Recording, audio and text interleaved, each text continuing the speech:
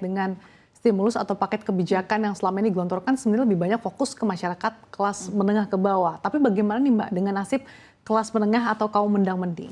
Ya, kelas menengah memang selalu sepertinya agak ditinggalkan ya, karena mereka terjepit kalau ke bawah itu juga tidak bisa, ke atas juga tidak bisa, bantuan kelas mungkin bawah sulit diakses, untuk naik kelas juga susah. Ini sebenarnya memang perlakuan insentifnya seharusnya sesuai dengan kebutuhannya mereka. Kalau kita lihat sebenarnya dulu ada insentif yang sangat membantu kelas menengah. Kita ingat di awal tentu diskon listrik ya, setelah 2 bulan itu sangat membantu. Bayangkan kalau satu rumah tangga itu biasa mau menyetor listrik 1 juta, terus kemudian 500.000, artinya ada 500.000 spending yang biasanya terbuang untuk setoran listrik itu dialihkan mungkin untuk konsumsi, ataukah mungkin investasi, ataukah untuk hal-hal yang lainnya. Jadi ada tambahan ekonomi yang akan ada di sana gitu. Dan mungkin kalau dulu kalau sempat ada kebijakan mungkin yang pajak ya, mungkin apakah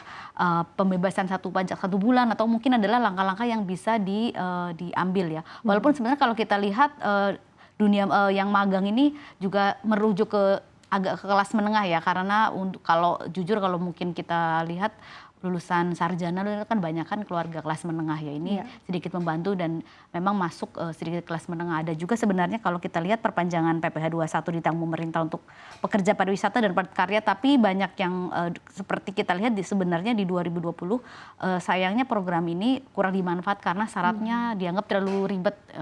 Nah ini yang mungkin harus dilihat lagi oleh pemerintah untuk memudahkan dari PPh 21 yang ditanggung pemerintah ini biar lebih terasa apakah mungkin langsung dibebaskan 1 bulan kah, atau seperti apa ya, biar lebih terasa. Karena bayangkan kalau satu orang mungkin kelas menengah kita ada 100 juta, ada lebih dari 500.000 dalam 1 bulan aja untuk mendorong ekonomi, pasti dampak dari multipliernya itu sangat luar biasa ya di sana gitu. Tapi pandangan Anda apa sih Mbak kebijakan yang mungkin paling mendesak begitu ya yang dibutuhkan untuk bisa mendongkrak daya beli masyarakat kelas menengah ini? Kalau saya rasa sebenarnya berkaca dari yang insentif yang sudah diberikan itu, diskon listrik sudah sangat tepat ya, karena diskon listrik kan sudah pasti namanya tidak akan salah, pengguna juga sudah sangat jelas ya, jadi itu sudah sangat membantu. Mungkin bisa jadi masukan buat pemerintah, akan diperbaharui lagi kah diskon listrik mungkin untuk 2026 ya, awal tahun seperti di awal tahun 2025 ini. Ataukah lebih panjang kah, atau mungkin lebih panjang tapi diskonnya lebih kecil kah, atau diskon dengan diskon yang sama, periodenya yang sama. Saya rasa akan sangat membantu untuk kelas menengah ya, terlebih mungkin kan kelas menengah mungkin di awal tahun biasanya mungkin di akhir tahun agak spendingnya agak lebih untuk liburan atau apa, jadi mungkin kalau di awal tahun mungkin butuh stimulus yang besar juga. Iya, spending agak lebih tapi memang gajinya tidak inline. Betul. Tidak ada kenaikan ya. Iya, nah itu dia ya, karena kita kan belum lihat juga apakah pembicaraan UMP seperti apa ya, karena baru akan diumumkan November, dan tapi kan sayangnya UMP ini hanya berlaku untuk yang baru masuk kerja ya, dan biasanya tidak, kenaikan gaji tidak berimbas juga langsung kepada mereka yang sudah bekerja. Ini yang mungkin harus pikirkan juga agar konsumsi masyarakat kelas menengah ini kalaupun tidak melonjak, setidaknya mungkin stagnan, jangan sampai turun gitu. Oke, tapi terkait dengan guyuran likuiditas ke Bank Himbara hingga 200 triliun, ini kan tujuannya untuk bisa menggerakkan roda perekonomian gitu ya, supaya Bank Himbara bisa menyalurkan ke sejumlah sektor. Tapi sejauh mana sih ini bisa mendongkrak pertumbuhan ekonomi? Tapi satu sisi memang kita tahu sejumlah industri saat ini juga masih lesu.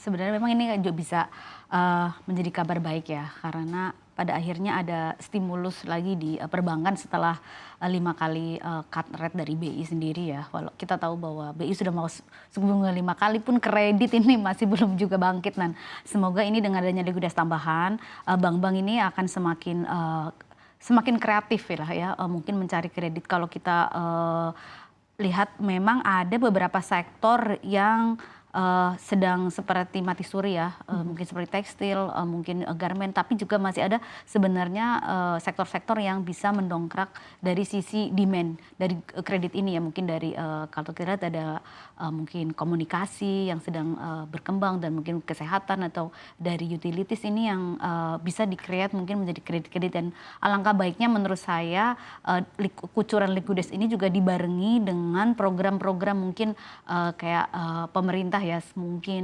kecil-kecil lah, seperti dulu pernah kita lihat program padat karya, mungkin membangun jalan, membangun irigasi, ini bisa menciptakan jadi satu kesatuan dari kredit, dan mungkin dari ada sisi vendor yang membutuhkan, mungkin apakah melibatkan dari perusahaan dari karya, atau dari sisi lain juga kita lihat mungkin UMKM ini walaupun mungkin sedang berat, tapi tetap aja ada yang mungkin sedang berkembang ya. Kalau kita lihat mungkin dari fashion kita kan juga lumayan demand-nya juga masih tinggi, ini yang bisa di-create lagi dari demand kreditnya. Walaupun sebenarnya kekhawatirannya itu adalah karena sempitnya dari sektor-sektor yang berkembang ini kemudian menciptakan kayak seperti mencari kredit di kolam yang sama ya, karena mungkin sektornya akhirnya pada itu aja, jadi bank-bank ini akan bersaing di kolam itu saja untuk mendapatkan kredit yang sektor-sektor yang sedang berkembang. Saya harapkan sih semoga ada banyak mungkin program pemerintah yang pada akhirnya mungkin membuatkan menjadi jalan dari permintaan kredit ini.